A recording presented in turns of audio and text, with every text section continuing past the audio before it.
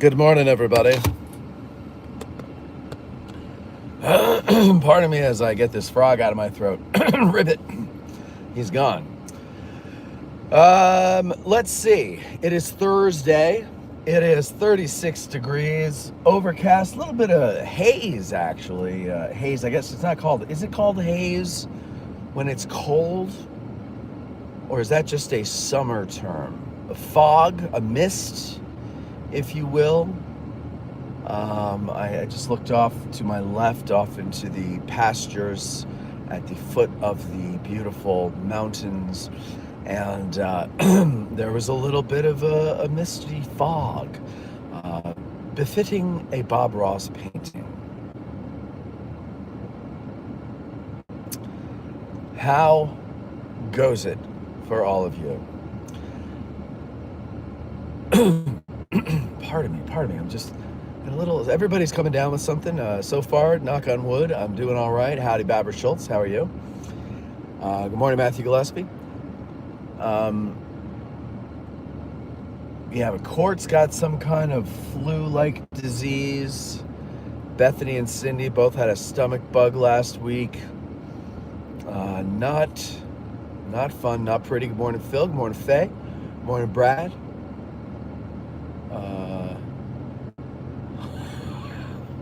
Great color analyst at parade. Man, we got to get a list. We keep forgetting to ask for a list of who's who and what the order is. But I heard from somebody in the parade, because if you notice, there was Union troops in the middle, Confederate troops. They weren't supposed to be there. They were supposed to be the last one of the Union. Things got mixed up. So even when you have a list, at the last minute, things change. So we just figured we'll just wing it. And all of that jazz. Good morning, Ken. 19 Cats from Hell says, we liked your improvising. Well, thank you. I must say, it certainly pissed off a lot of neo-Confederates and lost causers. And I don't even know what that... I watched it a couple times to see what the hell was so wrong with anything at the Confederate point. I don't remember being disrespectful. I guess because we weren't praising the Confederacy, we were disrespectful. But and I called attention to Scott Hancock, who is a friend of mine, and he happened to walk right through the shot with his sign, which is a tradition, by the way. The Remembrance Day Parade has many traditions, one of which is Scott paralleling the head of the Confederate column with a sign that says, "This army fought for slavery." Sorry, but it did. Brian Hike says, good morning, lovely people. Good morning to you as well, Brian. Good to see you back. Yeah, they didn't like Scott, 19 Cats says. Yeah, no, they didn't. Well, the truth hurts. That ain't the truth, that's Lincoln lies. Okay. I can read, you know. I can go back and I can find the words of actual Confederates.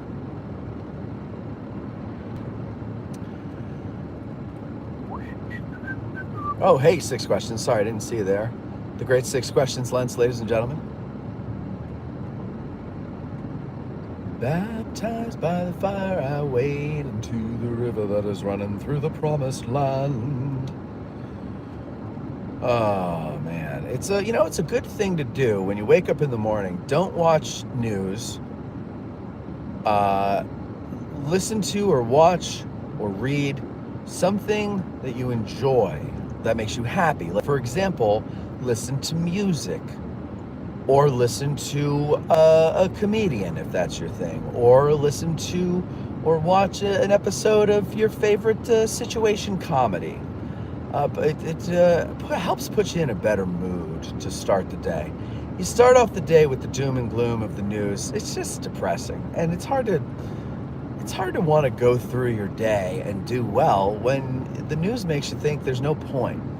But if you ignore that and you just live according to what is in front of you and what you can control, life is a little easier. I haven't put that in practice in 3 years, but it used to work for me. kind of did it by accident today. I started listening to a book.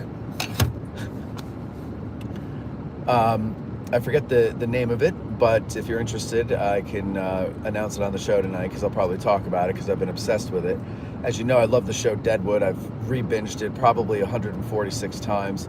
It's only 3 seasons. Pretty easy to get through when you sleep, through 3 episodes a night, and then get up the next day and you just continue where you left off. But anyway, point being that it is a fascinating story of that camp/town/city.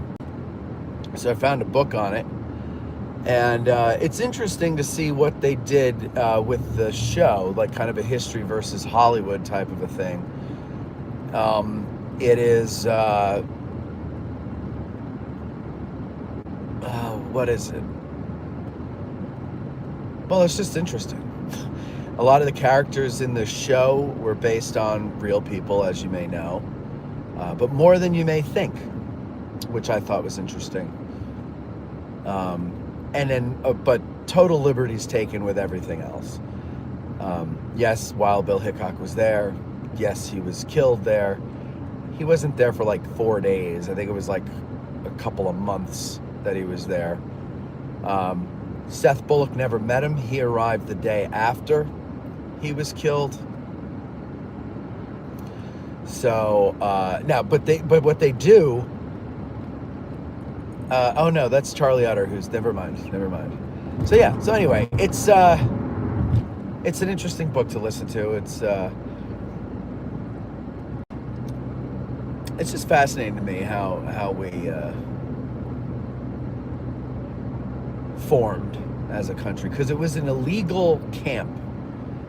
But once gold was discovered, as we know, legalities and treaties went out the window. And so these people that formed what would be the town of Deadwood in Deadwood Gulch were there illegally. They were treaty breakers, treaty violators. And it was very weird, like, the precarious situation they were in. They weren't so worried about Indian attacks, even though they were in the heart of Lakota country, because I think they started to really take hold just before the Little Bighorn. So the Lakota were kind of preoccupied, and I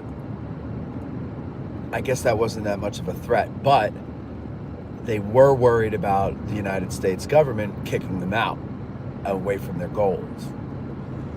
So it was just interesting how, like, when Wild Bill was killed, there were some people that didn't agree with putting Jack McCall on trial, because they were illegal. They didn't have the legal authority to put anybody on trial and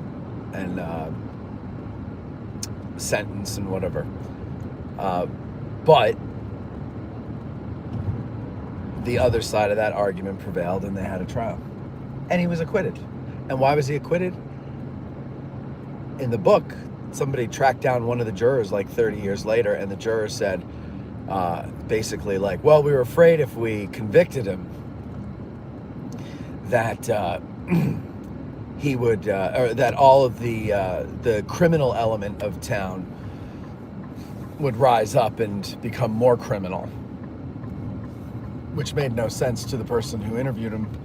And it doesn't make any sense to me, although we do sort of have that attitude in some of our cities today, right? If you punish them, they'll just continue to be a criminal, so let's let them go and continue to be a criminal. Yeah, I'm not I have to become a member of PBS, I guess. I'm not a member of PBS, and I haven't paid for cable in years, so I have to get that service, and I just haven't gotten around to it yet. Brad's watching the Ken Burns series on the Revolutionary War.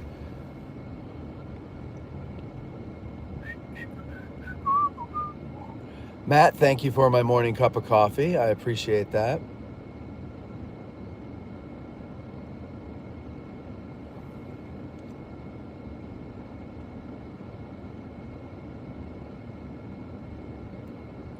Final count of Abe's. We only 19 Cats from Hell is asking, what was the final count of Abes, meaning Abe Lincoln's in the parade? I think two. And two Lees. Two Lees and two Abes. Or if it wasn't two Lees, one of the suspected Lees might need to try to do something to look more like who he's supposed to look like. Matt says, you did a great job with the commentary. Wish I'd been there. Thank you.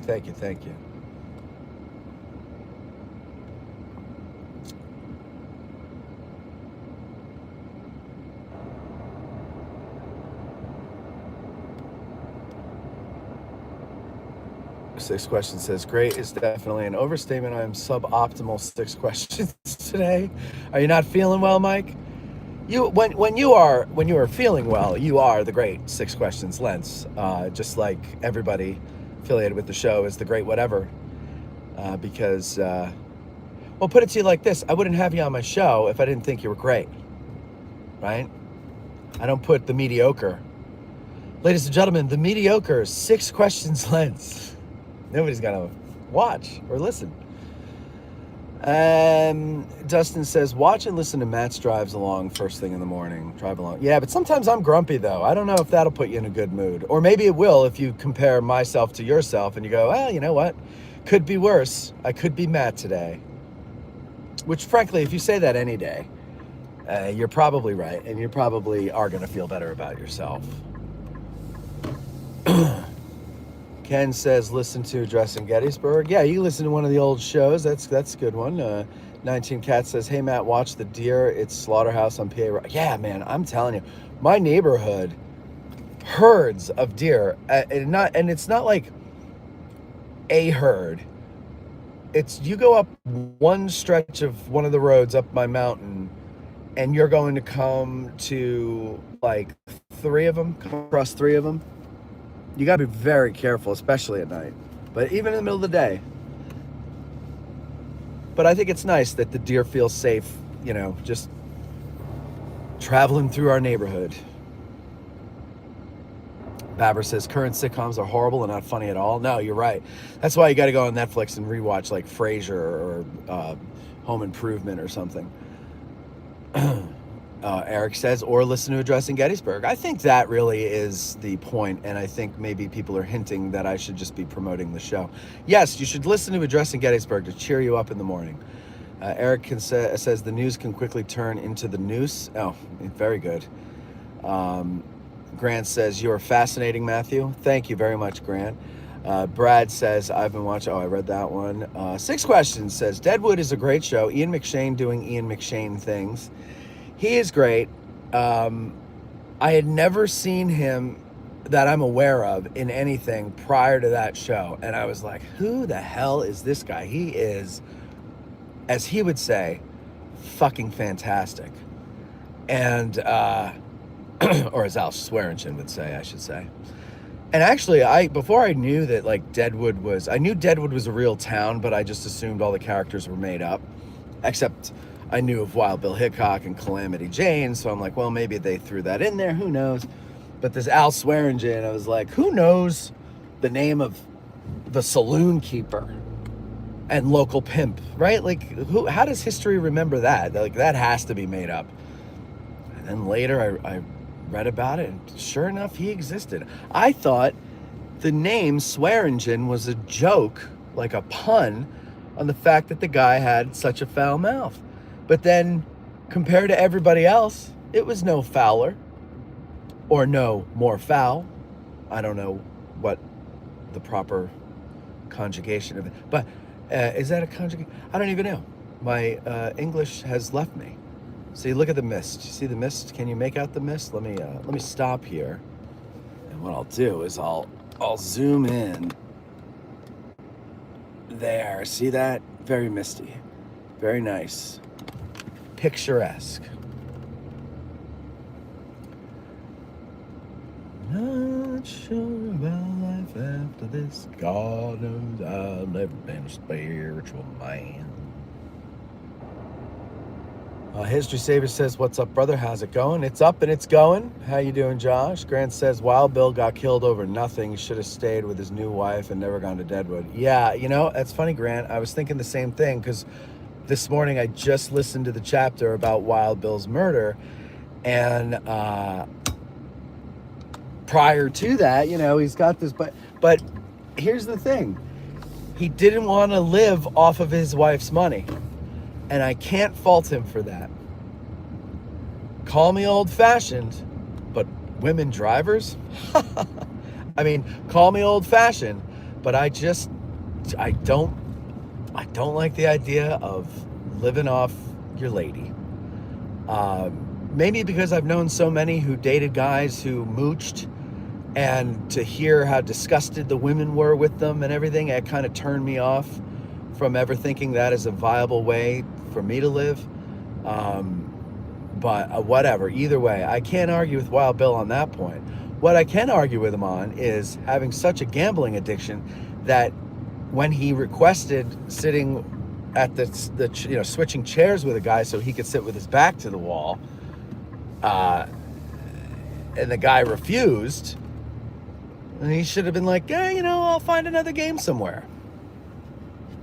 But instead, he sat with his back to the door, and Jack McCall, the coward, took his opportunity.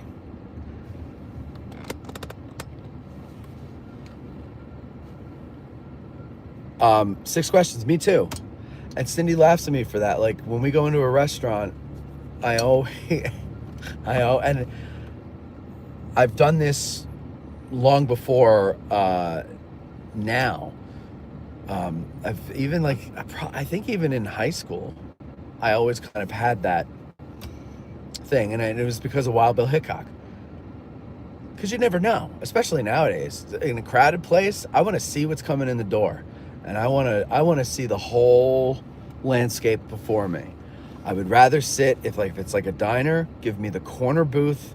I'm gonna sit with my back to the wall, and I'm gonna look and see what is coming. And it's fun. Apparently, have you ever seen those like video memes of like a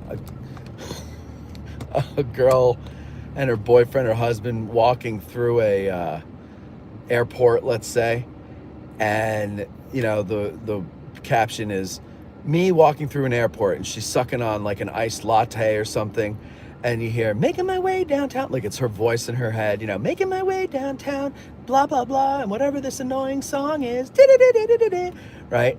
And then it's like my husband walking through an airport, and it's like his eyes scanning everywhere constantly, like every half a second, and he's making note of, you know, we got this type of person over there, we got a door over there, we've got the bathrooms there, there's a bag unattended over there, and he's like, that's so true. So true. And so I'd rather sit with my back to the wall so whoever my company is can enjoy themselves. And when danger comes, I can throw them in between me and the bullet. I mean, warn them.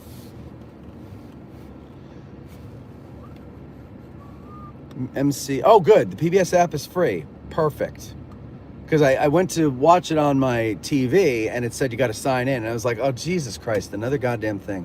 But good to know. 19 Cats from Hell says, like, lose 200 pounds, question mark. I don't know, I don't remember what that's referring to. I lost 30 since August. So that's good. Mac Gillespie, I no longer have cable either. No, when I moved here in 2005, me and my friend, we're like, do we really need cable? Because we'll just waste our time. Like, we got work to do. We came down here to start a business. Cable's a waste of money. Cable's a waste of time. Didn't get it. And I haven't had it since, and I haven't missed it. When I go to a house that has cable, it aggravates me. Like, if it's on in the background and I have to hear those stupid commercials or the shitty canned laughter of an awful sitcom, it makes me lose respect for the person with the cable. Honestly, like I gotta have it for my sports. You don't need it for your sports anymore, dingbat. You can watch it a lot of places streaming. Get rid of your cable.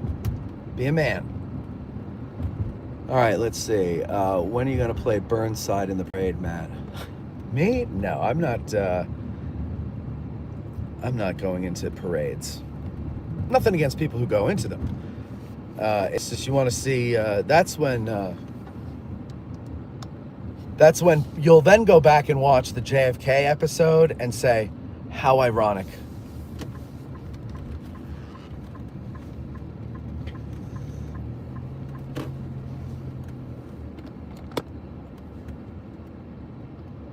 Floridian Approved says, hello everyone, I caught you live. Welcome. Six Questions says, no, I'm a little blue. Wait, I just lost it. Where is it? It says, no, I'm a little blue today. I'm struggling with a kidney stone. 6Q. How many kidney stones is this in a year? Come on now, let's get those kidneys in order. What do we got to do to prevent that?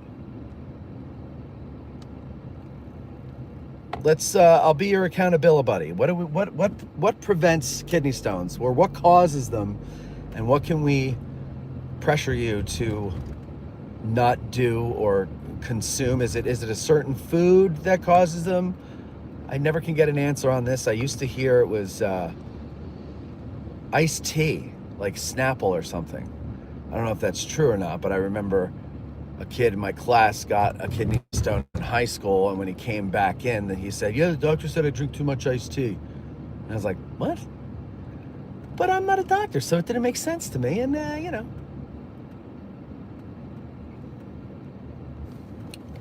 Well, I hope the kidney stones suck, Mike, and I hope this one clears out with as little pain as possible. Speaking of kidney stones, though, great 3-episode arc with Al Swearingen in Deadwood. Requiem for a Gleet, and it is painful to watch. But you want to talk about great acting? That Ian McShane, he's something.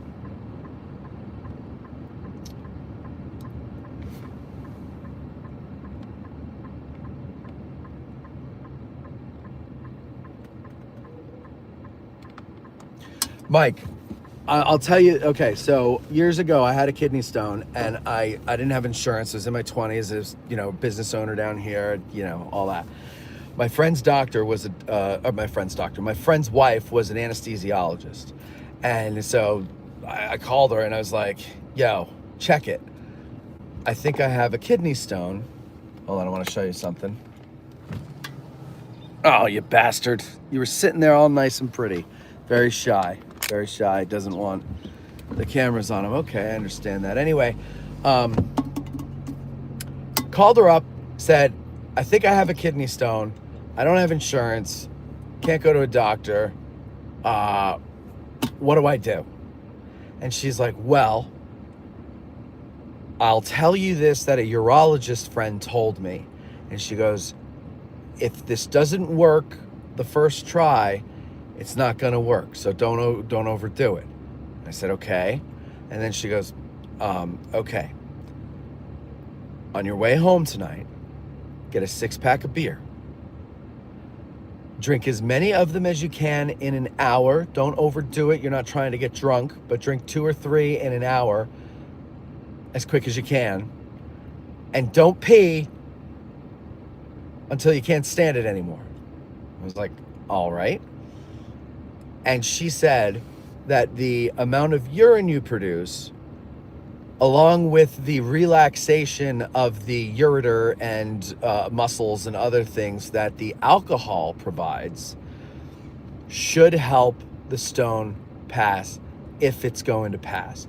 And sure enough, the trick worked for me. I think mine was obviously small enough to pass, but next morning I woke up, felt fine. Gone. That after the beer, you drink water, a lot of water. So that's what she told me. And sure enough, it worked. Could have been a coincidence, but I was working on that kidney stone for like 7 days by that point. So it was probably close to passing anyway. So it could have been a coincidence that, or I don't know, maybe it helped. My son recommended the Liberty of the American Revolution on YouTube. Oh yeah, that I love that one with what's his name? Edward Herman? Is it Herman? Yeah, the grandfather from the Gilmore Girls. The dad from Richie Rich. That guy. He was great. Great voice. I still like the Liberty series. That is good. But the guy that does, is it Peter Coyote who does the narration for the American Revolution? I love his voice too. He's very good at that. And he's in Deadwood. He plays General Crook in an episode.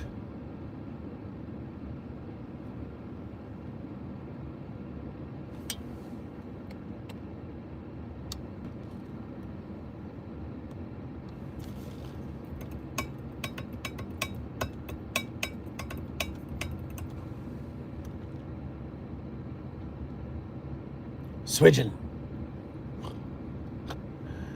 Six Questions says, it's a trip to see a young Ian McShane, the movie The Battle of Britain, him without wrinkles or a gravelly voice. Wow, okay, I'm going to have to look that up. I should have looked up his filmography. I never did, but I'm going to now because I would like to see what else he's done. Now, Deadwood the movie, on the other hand, is a crap show. It is full of member berries. I think I've said this before. And the story is weak. The whole idea that all these people 10 years later, first of all, have aged 20 years, because that's literally what it was, and they're all still, for the most part, not all, but a lot, like Al's people, they're all still there at the gym in the same positions they were in. It's a little weird. I don't think those people last that long in some of those jobs. But whatever. Who would be the Al Swearingen of Gettysburg? Well, lots of people have drawn that parallel to Bethany. Now I say Al Swearingen's mouth is not half as foul as hers is, excuse me. But some have said that. I'm not sure I subscribe to that. Gaslight Studio says, I'll send some of my screenwriting stuff over this morning. Hey man, whenever you're ready. I check my emails very seldom, so I probably won't see it for another 2 weeks anyway. But send it, and then when I get around to that type of stuff, I will look at it and then I'll contact you.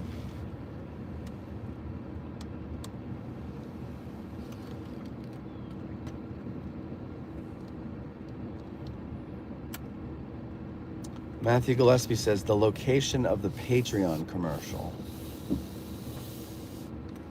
Oh, was that from, oh, geez, am I that far back that you're on Barlow's Knoll still? I'm reading questions from, or comments from Barlow's Knoll. All right, let's see. Colby Sumner, situational awareness. That's right, Colby. That's what men have, and we've had to have it. Making my way downtown, listening to this song in my stupid head, and it's a stupid song. Meanwhile, it's like, what's behind that tree? What do I do if somebody comes at me? History Savior says, if I was reincarnated, I would want to be Wild Bill. No, not me. I don't think I would want to live in those days. I wish there was a, like, you know what I fantasize about doing when I win the $900 million lottery next time it's up that high? I'm going to buy a big plot of land, and I'm going to build a village, like in The Village. And there we will shut out the outside world and live simply. Of course, it won't be simple because we'll have personality conflicts like we do in any other society. But I'm just done. Oh, I'll let people in. But I'm just like, I want to get away from it all. You know, I just, I don't like where things are going. I don't really like where we've been since, say, 2001. And, it's pretty much over. The party my interest in staying at the party, it's just it's ending. And that's what I would do. That's what I would do. The Village. Colby, are you on duty now? You sitting watching this in your patrol car, keeping the streets of Missoula safe? Or are you not even in here anymore?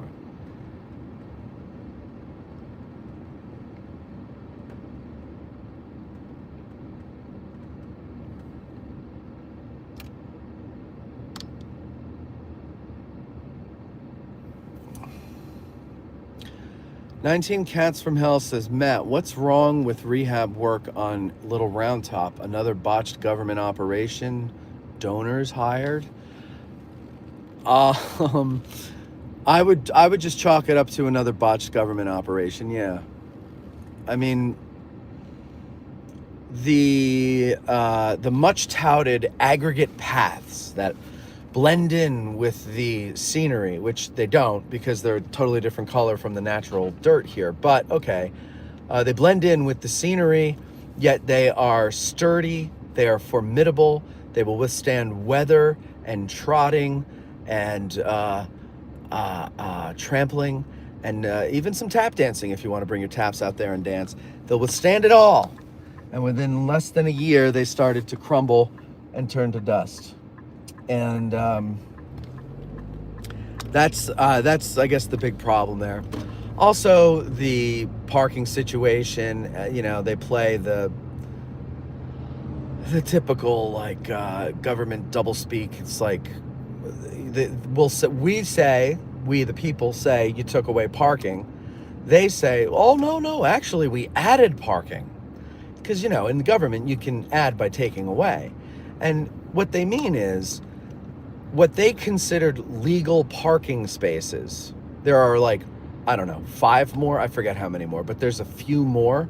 Some are at the bottom of the hill, so if you can't walk up a hill because you're in some way infirmed, or not infirmed, but handicapped, or maybe just too old, or you're just not in great shape, then you're gonna have to drive around in circles for days trying to find parking at the top of the hill, where of course many able-bodied people park. But I digress. So because of that, but then they also added a handicap space, which means there's one less space for non-handicap parking. And they're more strict with parking. They put up curbing so you can't park along the road. If we were never legally allowed, or officially, or authorized, or whatever words they want to use, if we were never allowed to park along the road, why weren't there signs that say no parking on the road? Signs don't need a freaking act of Congress, or maybe they do, but I see plenty of signs popped up all the time that are made at a local sign shop, like political lawn signs, put all over the place whenever they want to tell you can't park somewhere. So to tell me that we were never supposed to be parking along the road may be true according to what's written on paper, but common practice was that we were able to park on the road. Putting up the curbing has killed that. So it's just a typical exercise in what happens when government tries to control human behavior. It's just a big fustercluck, and the materials fall apart. So that's it. I think, with all that said, I think everything that it hasn't fallen apart is great. I think it all worked well. Just that path shit, trying to control natural human behavior by making paths and saying don't go on others, don't make others. It's believe me, the planet's still going to exist, and Little Round Top will still exist. You say, well, what authority do you? Yeah, I have a brain, and it works quite well. Okay. Paul says, I always try to have my back to the wall with eyes on entrance. Okay. Yeah. Okay. I'm glad to see that I'm not the only weirdo. Every movie theater, every event, every restaurant, head on a swivel, never rule out. Oh yeah. And I don't know. I used to love to sit further back, but now I want to sit closer to an exit.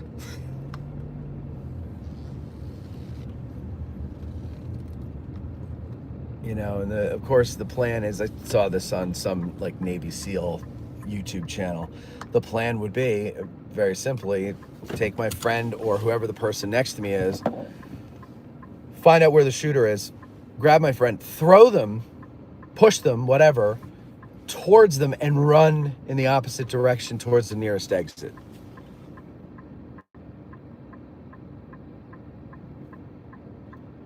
Oh, good, 60-second. All right, I'll check it out before then. Cisco lady says, as of January 1st, we are Gettysburg residents. Congratulations. In town, out of town, buying, renting. All right, let me see here. All right, we are way behind in the conversation here.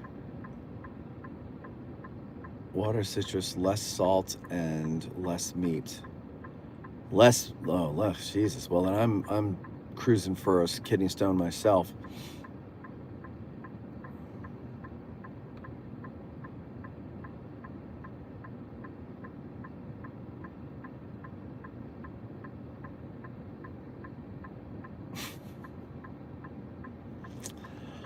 Officer Colby on donut patrol.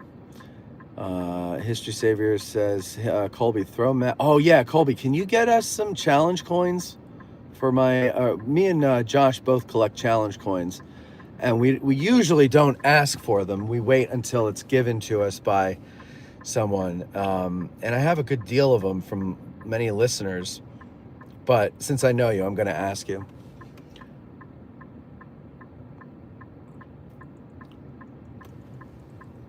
Oh, Texas Ranger coin. I would love to get that, Josh.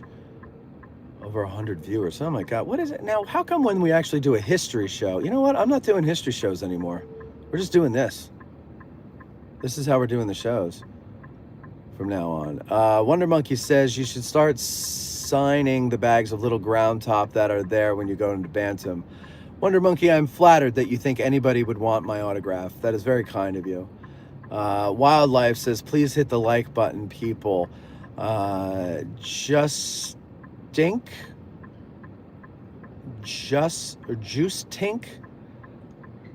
says, I live in Perth, Australia. Very nice. Grant is also from Australia. Do you know Grant? Do all Australians know each other? Oh, turn off signal. Oh, sorry, 19 cats. Yes, that's very annoying. I'm sorry. Oh, Justin K. Justin. Okay, good. Because my other option was I thought you were like some anti-Semite, and I didn't want to say it that way. So I'm glad it's Justin K. Maybe spell out K, change it to like K-A-Y, so everybody knows. Okay. No, because then it would be Justin K. I might have some extra 250th anniversary coins from Lexington Concord. That would be cool, Paul. Yeah, we love challenge coins. Me and Josh, History Savior 1941. We were talking about it the other day. We've got some good. The first one I ever got, I carried it around in my wallet, and I'm so pissed because I lost my wallet and never found it again. And I always kept it in the wallet. It was a challenge coin from a lieutenant colonel who was from the North Dakota National Guard, but he was studying up here at the Army War College in Carlisle, and he used to rent bikes for me at Gettysburg. And we got lunch one time and got to talking, and I guess he liked the conversation, and he gave me a challenge coin. I thought it was the coolest thing in the world. Never heard of him before. This is my first one. Some 20 odd years ago, and well, actually slightly less than 20 years ago. And it was cool. And then when I started doing the show, I started getting them from listeners in the service, all different forms of service, law enforcement, military, mostly military, but law enforcement too. And yeah, it is a cool thing. I have them on my shelf. I need to get some kind of nice display case or something, but we have one of the things that came with the house when we bought it was this old curio cabinet. So I put them in there, along with patches from police departments and things like that. Maybe those I should put up on the wall in the studio. Let's see here.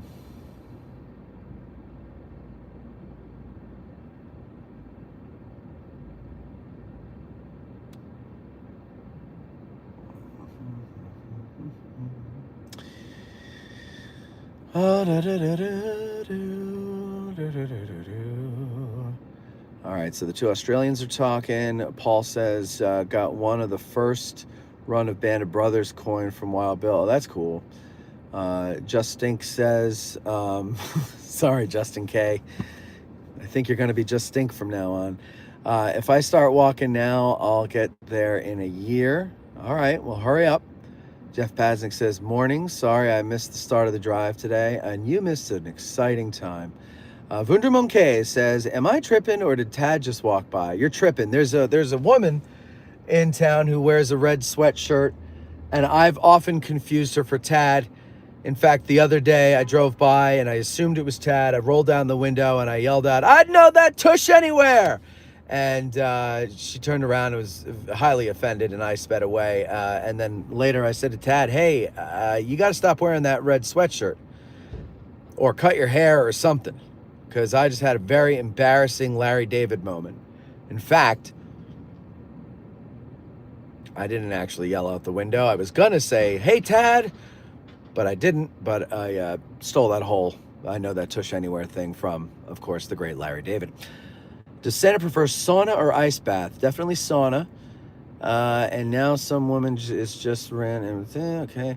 Do they have the same mustache? They do. What's up with the trash? That is not trash there, Josh. That is the world famous, what do you call it? Christmas decorations for the pub. I'm assuming that they're putting them up. They're going to start to put them up. It's the most wonderful time of the year, and the pub always does a cool job with their Christmas decorations. In fact, the rest of the year, it just seems odd to not have them up because it's such a cool, very Christmassy thing that they do. Yeah, I don't want to buy a challenge coin because it doesn't mean anything. Like, and that's why I don't ask for them either, because I want someone to give one like they have because of, well, whatever reason they gave them before. I don't know. Tad needs to start wearing. Yeah, he does. I gotta tell him he needs to wear it, at least when he's on the show. Pubs that serve light beers in America. No. Yeah. When is Santa coming to the studio? Santa will be at the studio, what is that, 4th, the December 4th. Last show of the year. And by the way, I finally came to a decision what we're doing with AG today. Cindy and I, we'll talk about it on the show tonight, but Cindy and I were talking the other night, and she's like, I don't think I can do the show anymore because work is just insane and I'm too busy. And that is a long day for me, and you guys goof around during the news. And it's like, well, that's the whole point. But I understand, because what she does is she'll leave work a little early. She'll go home, which is further away from the studio from work, and she'll let Major out and, feed her and whatnot, and then come back into Gettysburg. I would say round trip, that's like 30 miles. It's not 30 miles away, but it's 30 miles of driving that she's putting on. No, 20, probably 25, something like that. Plus, it's just a long day. And she comes to the show, she's tired, I'm tired, and I understand, but I have to be there. And so I was like, okay, that actually helps me. Not because I don't want her to be on the show, but because I've been thinking of revamping the show. So one thing we're doing, it's going to be exclusively on Patreon, available for free, but you got to go over to Patreon to watch it. Okay? Same time, same day, all that crap. Except it's going to be once a month. It's not going to be weekly. Tell you the truth, that show started as a way for me to stay connected with the audience, to have fun, where it's not always appropriate on a history show. Although we still try to have fun on the history show, but people get their panties in a wad over jokes or certain jokes during a show where you're talking about people being maimed and murdered wholesale in a battle. Somehow a joke about an areola bothers people. But anyway, so my point on that is that that's one of the reasons it was there. But mainly really to connect with the audience. And as I've gone through, I've been taking advice from a lot of people who are older and wiser and more experienced in business than and I would in no way call myself a businessman. I don't have a business sense except to say that I can sense that there's a business. Other than that, there's really nothing there. But I've had to learn things in order to support what I want to do. And so, people are like, you got people who have been your patrons for 5 years, going on 6 years, and all different amounts of time in between. Yeah, you get the people that do it for a month and they quit, or do it for 6 months and they quit. But a lot of them come back. And a lot of them seem to be quitting from what they're saying in the exit interviews because they're just, they lost a job or something. And then they do come back true to their word. And they're like, you need to start like doing things that are more for them besides just, giving them exclusive episodes and things like that. And I said, you're right. And so we're going to bring that over to Patreon, and we want it to be more of a connection with the audience. We'll still have guests, but since we'll do them once a month, the guests will be few and far between. That means we really technically or potentially only have room for 12 guests a year. But we probably won't, because there will be some months that we'll miss a show. And there will be some months where we just won't schedule a guest. I want to be more connected with the patrons and the freeloaders that will go over and freeload off the Patreon teat. The other reason I have to move it there, as I've told you before, is it hurts the algorithm on YouTube. I had a conversation with somebody the other day who told me that she was watching a video and the guy was wondering why, the same reason me and other channels that you probably watch have been saying this in the last 11 months, why all of a sudden our numbers changed for the worse.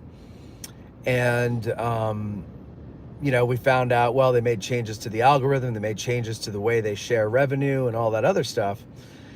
And so he was just trying to figure out like why these certain videos of his did poorly while others did well.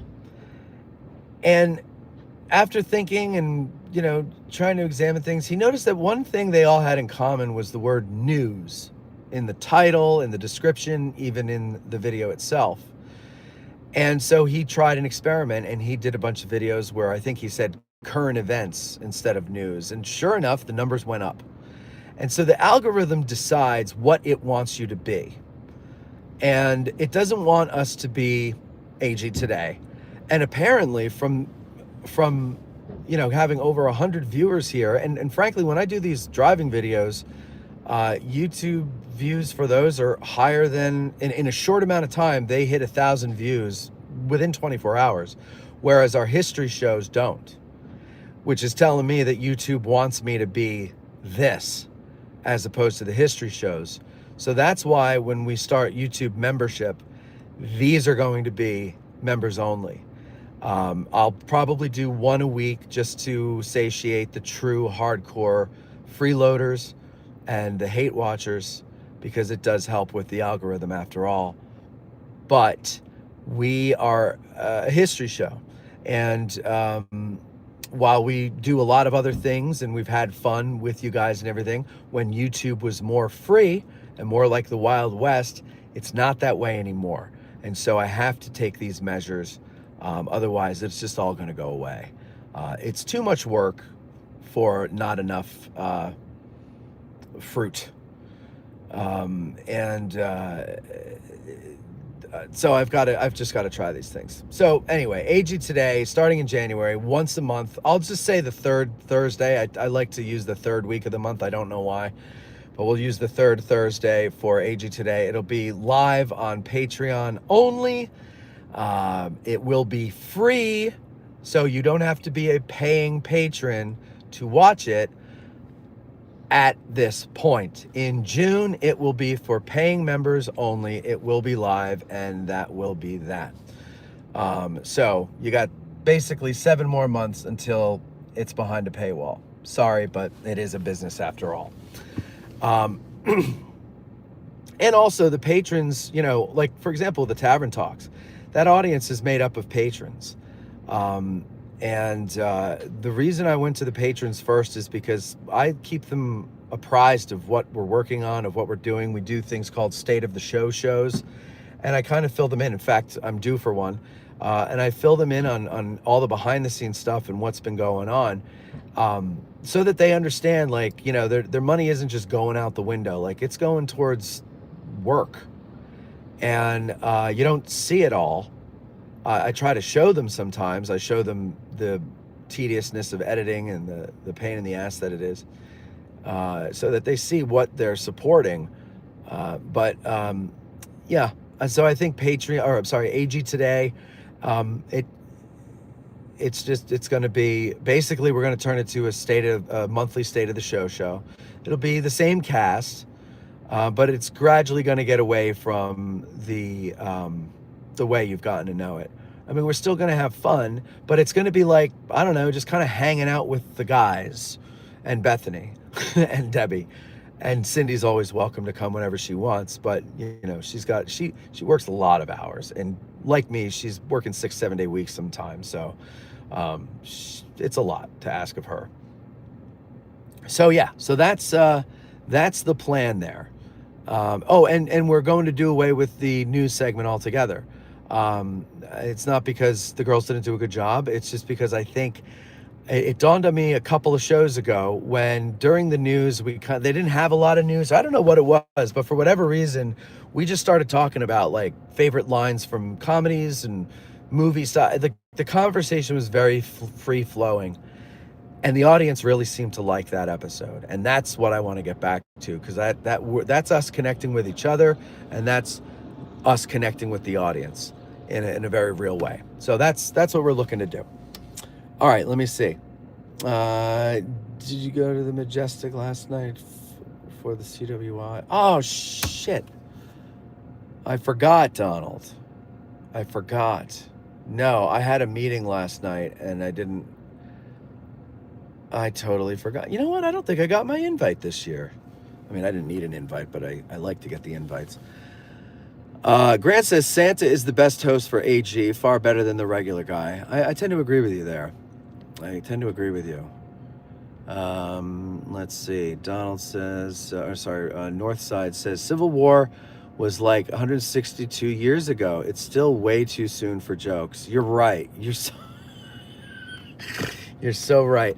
I should just sit and let the misery of talking about war and death and maiming, I should just let that permeate my soul and my mind and do what it's going to do to it.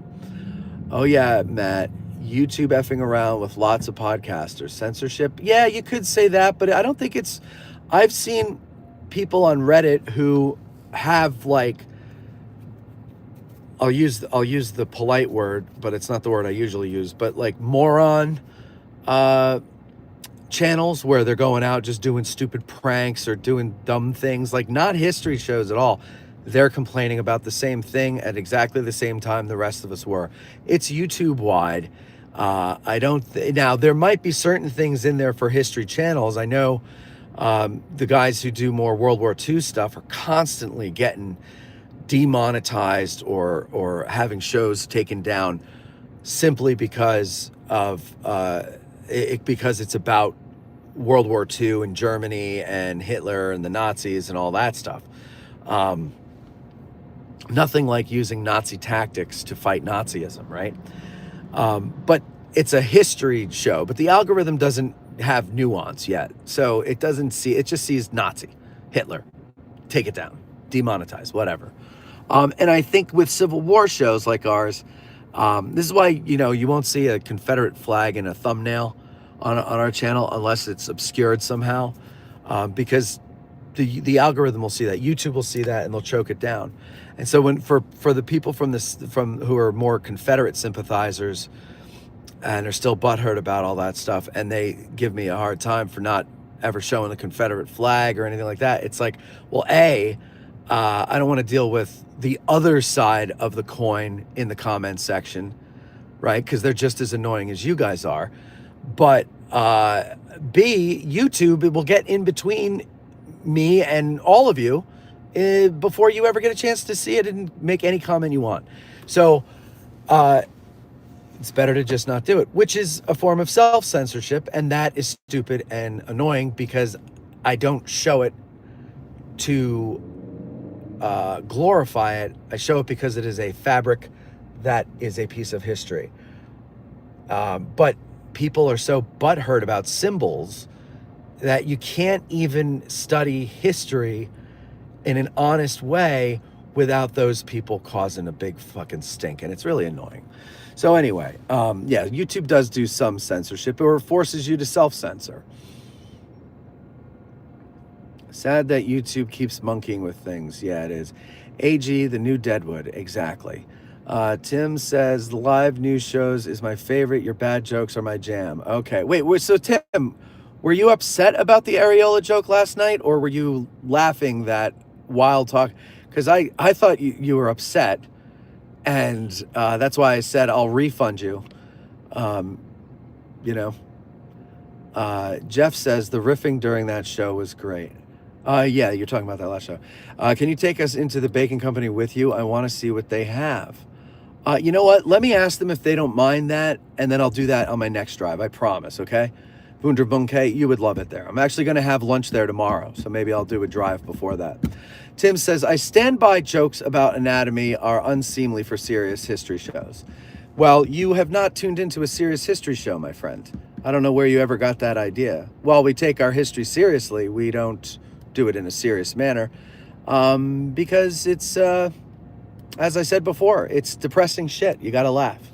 And I actually did at first think that he said areola, because I think either I was talking or Mike was talking at the same time when he started the word. And then I was like, I'm pretty sure that's a body part. And then I realized, no, it had to be something else he said. But then I said, well, there's an opportunity for a joke here to lighten the mood. So, yes. But you can stand by that as long as you appreciate the dumb jokes. And by the way, I agree with you. Body part jokes are adolescent. And I give you a thumbs up for that observation, because that's what I'm going for. So I thank you for that, Tim. Altogether. Paul says, I got dinged by YouTube for talking about King Philip's War. Oh, please. Who cares, right? Like, why would they? Ugh. There should be some humor on the show. Some, yes. Also, you have to understand, if there is going to continue to be an address in Gettysburg, I have to have fun with it, or have FU money. And if I don't have the FU money, I'm having fun with it. As long as I pay the cost to be the boss, I am having fun with my show. Areolas and all. And you guys have yourselves a great day. I will stop in here today at the Gettysburg Baking Company, ask them if they wouldn't mind if I did a video tomorrow or whenever I do one of these drives again, and show you what they have to offer. I really should start doing that, because there are some great places that you need to come to next time you're here in Gettysburg. Otherwise, ladies and gentlemen, you have yourself a great day, and I will talk to you next time.